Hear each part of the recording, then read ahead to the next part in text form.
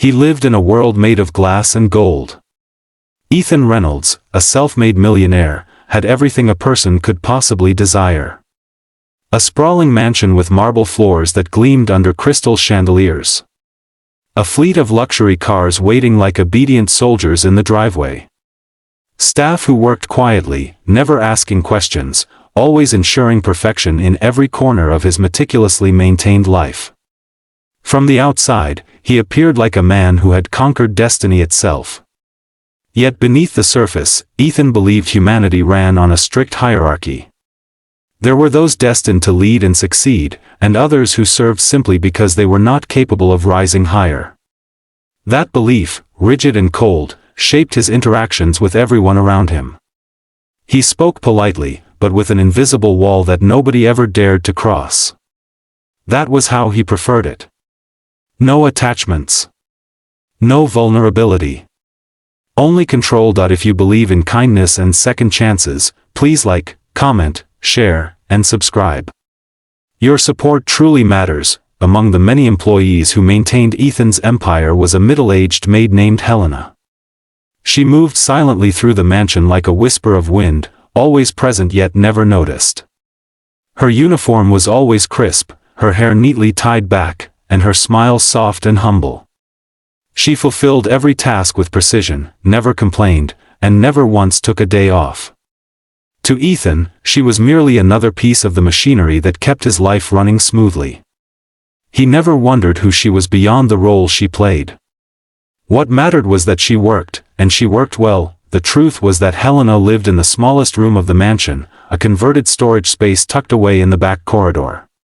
It was a quiet corner where no one went unless they needed to. Ethan certainly never went near it. His world never intersected with hers. The only time he acknowledged her presence was with a brief nod or an occasional "thank you," spoken more out of habit than genuine appreciation. One stormy night changed everything. Lightning cracked like the sky itself was tearing open, and the electricity suddenly flickered out. Ethan grabbed a flashlight and stepped into the hallway, irritated that the generator system failed to respond immediately. The storm roared louder as he walked down the corridor, guided only by the weak beam of light in his hand.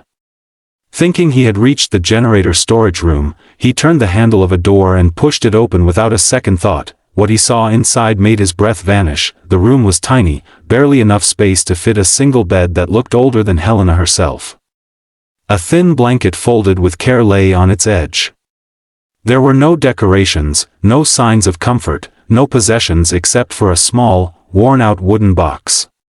It was a living space that spoke of silent suffering and unimaginable humility. Ethan stood frozen, suddenly aware that someone who worked so tirelessly for him lived with so little. Then something strange caught his eye. On the wall above the bed were pinned several photographs. Not professional portraits, not images from magazines, but candid pictures of him. Ethan working in the garden. Ethan reading a book on the terrace. Ethan looking out at the horizon from his balcony, a rare moment when his face revealed a kind of loneliness his wealth could never hide. Under each photo were handwritten notes written in delicate script. "I hope today is kind to him. He looks tired. I wish I could help. He deserves to smile like he once did." These words pierced through him more sharply than any insult could. Someone had been watching him, not with judgment or envy, but with pure empathy. Compassion. Care. He could not remember the last time anyone looked at him that way. On a small table near the bed, he found a stack of medical documents and unpaid hospital bills. A name was written repeatedly across them: Isabella Carter. 12 years old. Kidney failure. Immediate transplant recommended. Risk of fatal complications increasing. Next to the papers was a photo of Helena holding a young girl. Both smiling, but the child's skin looked pale. A handwritten caption underneath: "Her last birthday if God does not help us." Suddenly, the ground beneath Ethan's certainties shifted. Helena had a daughter fighting for her life. She worked without pause, not because she chose to, but because she had to. Every minute meant survival.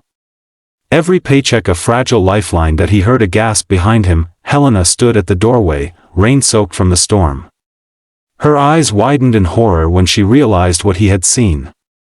She rushed forward as if she could hide away her life again before he had time to judge it. She began apologizing breathlessly, shaking as though exposed to the harshest punishment imaginable. She begged him not to misunderstand, not to fire her, not to take away the only thing keeping her daughter alive. Ethan found himself unable to speak.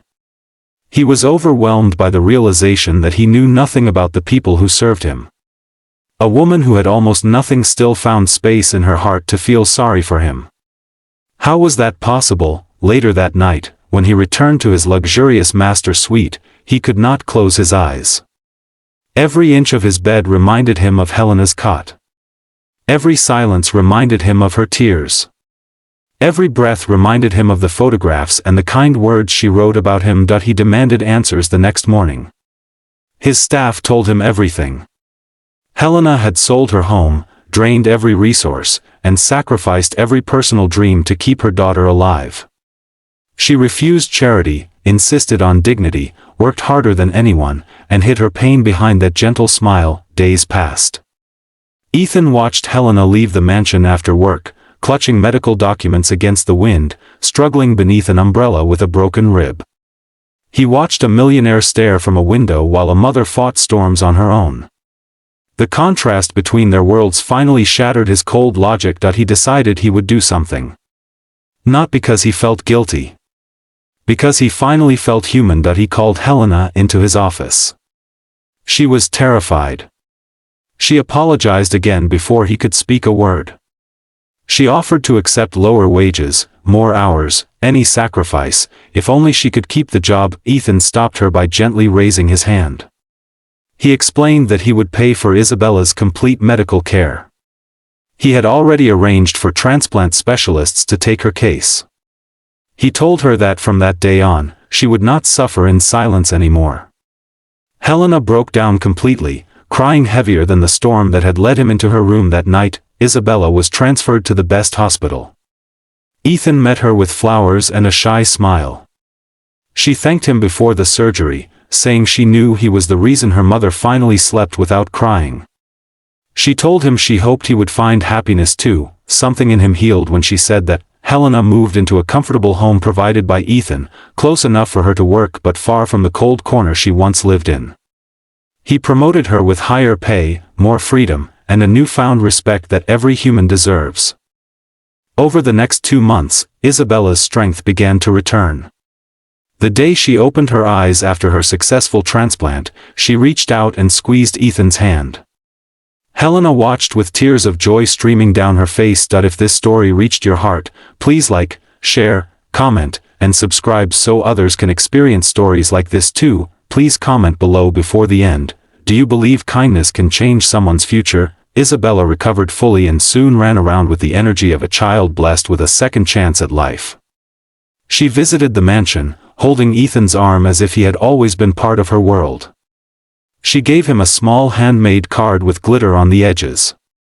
Inside were 5 simple words that made tears gather in his eyes. You saved my mom too.